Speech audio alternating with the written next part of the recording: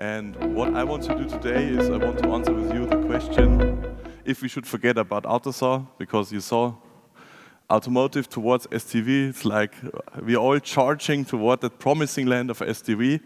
Now, should we now throw away everything we did in the past into the bin and forget about it? And this is a little bit what I want to talk with you today and want to give you some insights. So first of all, thank you, and a short round of applause for the technicians for helping me out here. So I want to bore you with some introductory slides just to show where we currently stand with the AUTOSAR organization in the market. So here you can show some of the biggest OEMs worldwide, split to the revenue, and which of those are using AUTOSAR as their base technology. And as you can see, most of them do. Secondly, also over the last years, we have had an increased engagement of companies with the AUTOSAR technology in general. So we're talking about more than 360 companies today, which are AUTOSAR partners. Then we can also have a look in the regional footprint. As you can see here, Europe is very strong with respect to AUTOSAR, but 2 years ago, Asia overtook Europe. So there are more companies involved in AUTOSAR technologies in the Asian market than in the European market.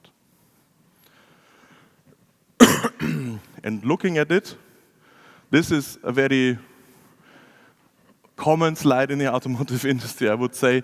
We have had an evolution of technology in the automotive industry, starting from software only for single-purpose, single-use use, like powertrain control units or like HMIs, and expanding to linked networks. That was basically when AUTOSAR was founded in 2003, where we tried to fix this integration hell, first time in the automotive industry with the linked networks, where we wanted to have the ECUs better talk to each other. In the meantime, there have been several steps of development. For example, most of the technologies we've seen that changed the AUTOSAR standards were mainly driven by EE architecture changes. Secondly, there was a direction towards a centralized compute and towards domain centralization, and the next step is introduction of the zone architecture. And the thing that we are all talking about since 3 years is software-defined vehicle, which is most likely built based on a zone architecture. And what that means for AUTOSAR, this is what I want to talk to you about, so how we interpret it, to further digest whether we can forget about it or not. So first of all, the SDV understanding is we are changing from a hardware-based, very static approach to software-centric dynamic approach. We are introducing new features and new services during lifetime of the vehicle. We want to have software-driven platform approaches across different car lines, across models, and across also different development years. And obviously also we want to be quicker if there's any incident in the field to get rid of it. Bug fixing, also identifying if there are any issues with it. Then obviously extending of the life cycle of a vehicle. Today, the vehicle has its most value when you buy it at the dealership. From there on, it's only degrading.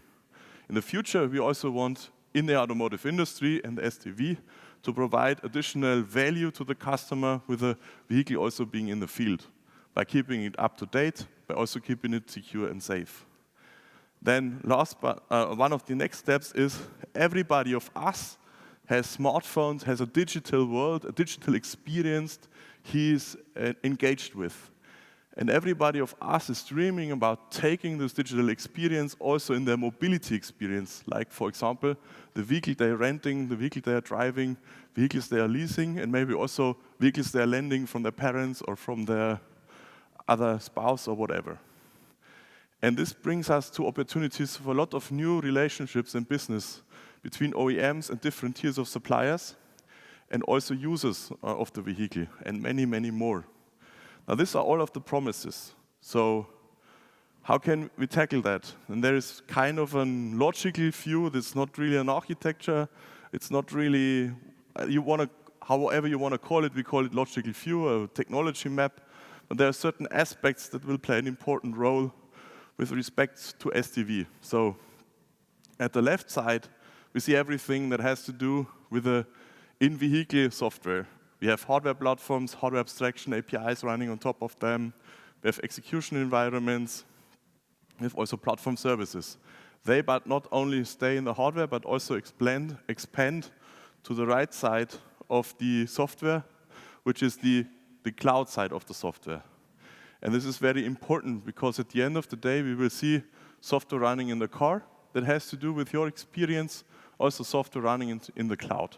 And additionally, and some of you have already seen that, a lot of Eclipse presentations is that the tool chain, the DevOps approach will also play an important role. So this is the picture we have. That doesn't mean AUTOSAR wants to cover that all. As you've been, maybe some of you have been in the SDV Alliance panel discussion, you see that we are collaborating.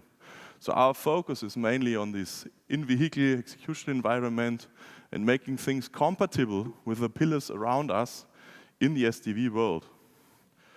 Looking at it from a vehicle perspective, here you can see how such a vehicle can look like in a software-defined vehicle. In the middle, in the orange part, you have the HPCs, so the number crunchers of the future with all of the performance to execute cognitive functions in the vehicle. Then around it, you have, oh, that's an animated slide, so you can't see anything. That's my bad. In the middle, you have these HPCs. They're usually connected via Ethernet, and they're talking via service-oriented communication to each other. They will do the main calculation in the vehicle. Then, as next, you have the zone ECUs, which are also connected via the same high-speed bus to the HPCs. And obviously, at the end of the zones, you have the sensors and actuators. May it be smart actuators which run own software, or may it be really, really simple actuators. And sensors, obviously. Now, basically, a lot of those things will host AUTOSAR technology, in our understanding. And which one of those, I will go further into detail in the next slide. So you're not missing anything by going to the next step.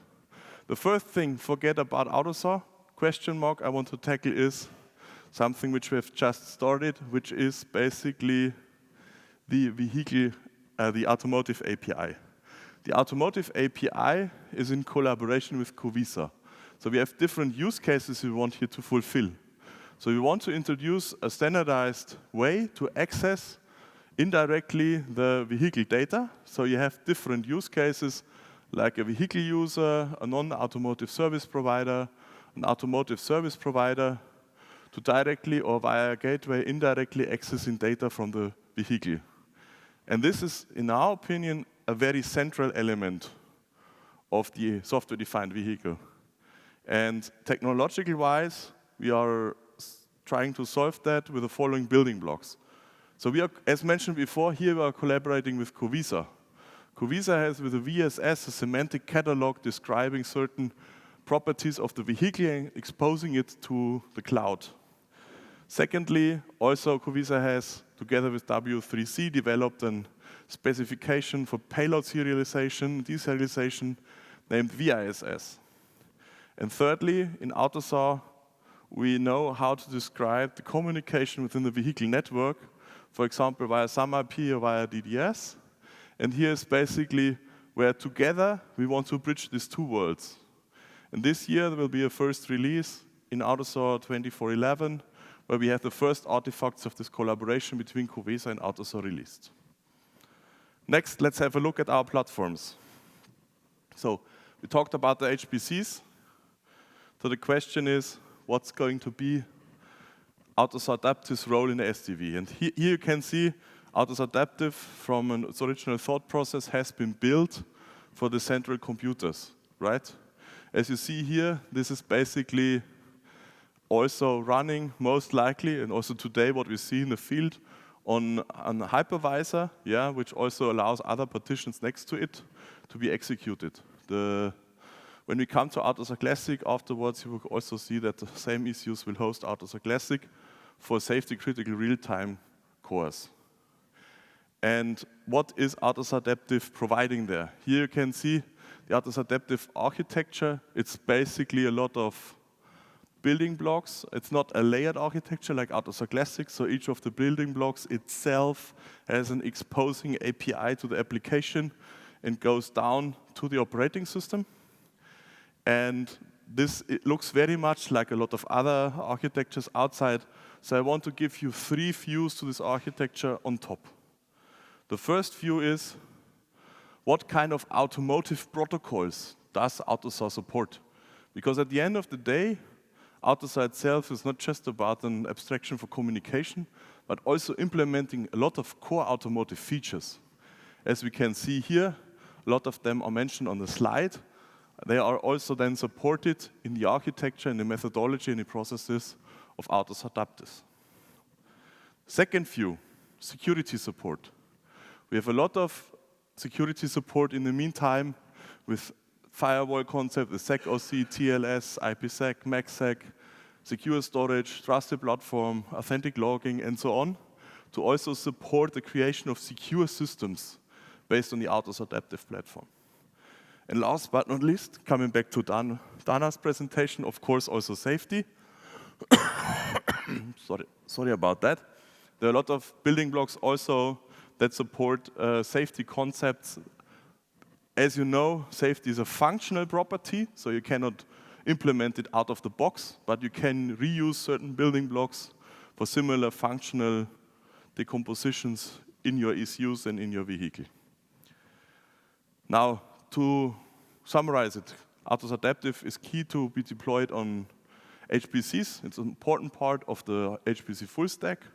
It provides access to automotive specific functions, enables functional safety, and is designed also to be compatible with AUTOSAR Classic. Talking about AUTOSAR Classic. This is basically, again, our picture from before. And on the next animation slide, we will see the kind of issues we are anticipating the AUTOSAR Classic platform being used for.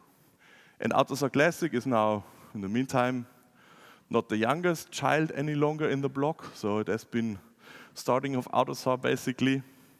And this layered architecture, real-time capable for microcontrollers, which has constantly evolved over the years with the evolvement technologies around microcontrollers in general. And main purpose of AUTOSAR Classic is basically hardware abstraction, scheduling via an OS. It's communication, diagnostic, functional safety, and security. As you see, both of the platforms have the same properties that they are tackling. And this is also very important because at the end we want to build reliable systems in the automotive industry. So, as mentioned, it's targeted mainly for deeply embedded ECUs, safety critical functionality up to ASIL-D, with hard real-time capabilities, designed mainly for microcontroller architectures. It's designed for smaller footprints, and it's designed for signal-based communication.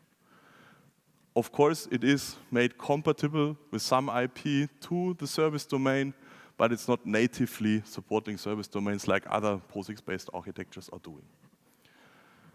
Now, also, AUTOSAR has the reputation of being quite old-fashioned and closed.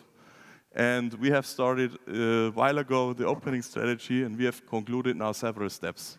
So we have increased our presence in the regions. We have local spokesperson. We are also all struggling with having local contacts in the very European-driven consortia. We are also collaborating with third parties to make it easier that things work together, as you have seen with the Alliance, also as you have seen with the collaboration with COVESA. We have introduced ways also for premium partners to have more influence on AUTOSAR with the Premium Partner Plus program. We have also created whitelist of derived application where you can also use AUTOSAR for. We have also introduced something that is called Associate Partner Lite, which gives an easier access to the AUTOSAR work for compatibilities topics. And we have started the Automotive API with COVESA. What we are still working on is the AUTOSAR Open Framework. And this is basically where we want to enable a collaboration in an SDV ecosystem. And goal is here to be able to also have software implementations and to collaborate also beyond what our rules are today in the AUTOSAR contract. And it should be open for interested parties, being AUTOSAR members or non-AUTOSAR members. Very important. This should not be a competition to Eclipse. This is only for topics that are very close to the AUTOSAR standard itself, should also be a competition to Linux Foundation or other foundations. So really where the core technology is around AUTOSAR. Having said that, we are trying to launch, and we plan to launch something, and this is also stimulated by the discussions around SDV core stack and opening. We try to launch or plan to launch a so-called AUTOSAR Adaptive implementation. And we want to collaborate here with Eclipse and also with all of the stakeholders to implement according open source principles, to also align the processes, what are the expectations with the companies behind the Eclipse core stack. We also want to introduce an AUTOSAR open license where collaboration will be possible, also for non-AUTOSAR partners. And we are very, very happy to get your feedback, to get your discussion, as I think it will be very important that we start to collaborate more in the open. And this has been very difficult in the past years, but we have looked into a lot of new approaches, and we think we have thought a concept that will work, and this is why we are announcing this today, and we would be very happy if this will be successful. Then, what is AUTOSAR's goals for SDV? We want to support, we have 370 partners, we want to support the automotive industry in the transformation to the SDV. It's not our topic. We are one piece of many pieces. So collaboration will be key in the industry. And obviously, we want to take what the automotive industry has built in the last years from a technology in AUTOSAR Classic and Adaptive and also retain it in the future, the next generations. So looking at it, Automotive API is to connect the vehicle to the cloud. Classic platform is a reliable, dependable platform. Adaptive is high-performance computers, also featuring safety and security requirements. We're evolving the AUTOSAR organization to be more open, and we want to collaborate in the open, or want to enable companies to collaborate in the open on an AUTOSAR adaptive implementation. So in our view, AUTOSAR will be one piece of the SDV, and we are really happy to build that together with you. With that, thank you very much for your attention, and I hope I was lightning fast enough. Thanks a lot.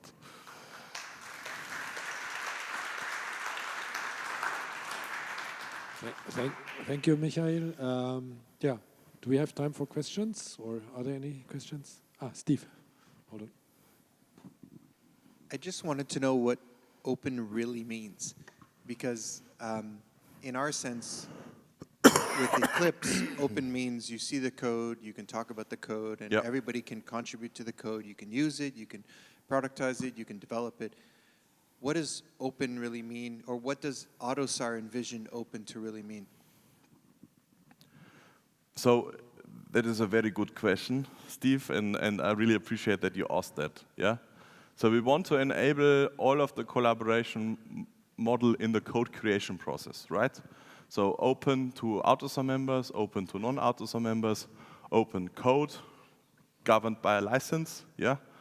And as you have seen maybe on this slide, this license is basically giving you all of the copyrights that we are planning to do, but it's not able to give you the IP rights because AUTOSAR is a GBR, doesn't have the intellectual property rights, they are with the partners. So we're using open source-based licenses that already exist that follow such of those classes and will extend it accordingly to also provide the user of the license a hint to have for IP problems the chance to join AUTOSAR, because between the AUTOSAR partners there's a non-assertion agreement, so less risk to be pulled into an IP infringement in the usage of this source code. Yeah. So it's not something very specific to AUTOSAR, it's standard open source license-based, which are also existing with respect to limitation of IP rights if you don't have them for sure available, like Apache 2.0, like Fraunhofer license, and those. We are looking into to create that. Yeah. Does it answer your question? So we want to have CLA, charter document, collaboration between all of the partners in the open, so not hidden behind a wall. And this is basically what we are planning to do. There are still some assessments to be done on the legal side, so we have some confirmation for Germany and Europe, but we also need to check other regions accordingly. Yeah. So this will finally enable the Open SDV Alliance to be able to use AUTOSAR code to put together software for demos and so on. But yes. No one can take that code.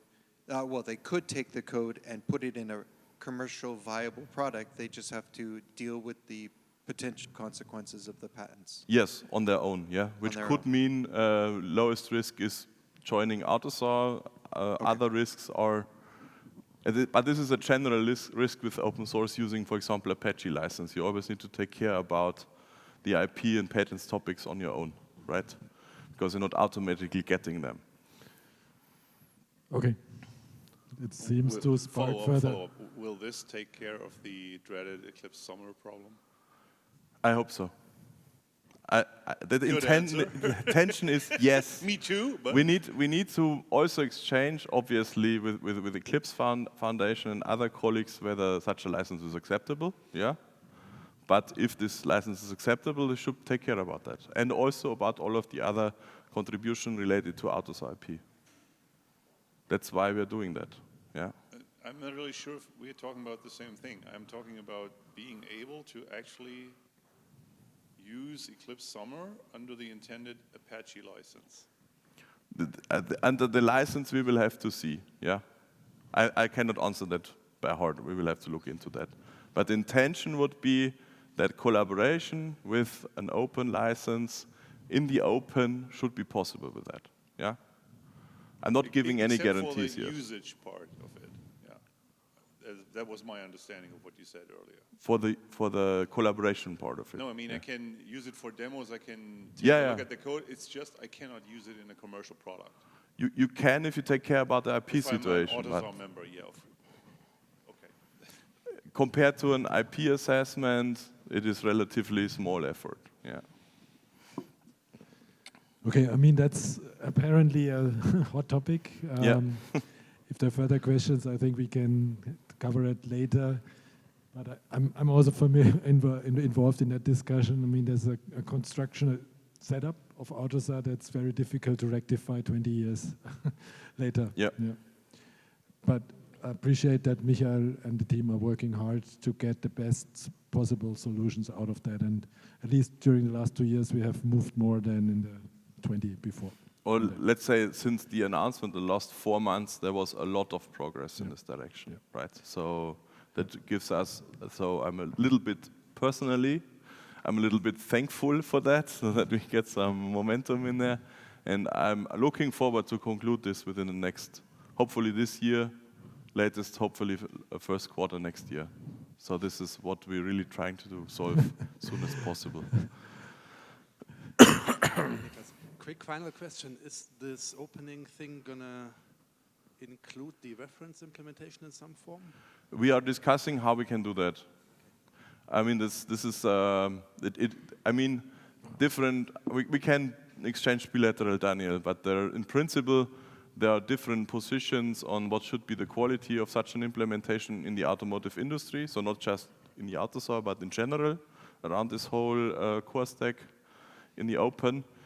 And this is basically the discussion that has to settle to see if it is worth to recontribute certain of those parts also in such an open project or not, because the drivers behind that core stack are willing to use it.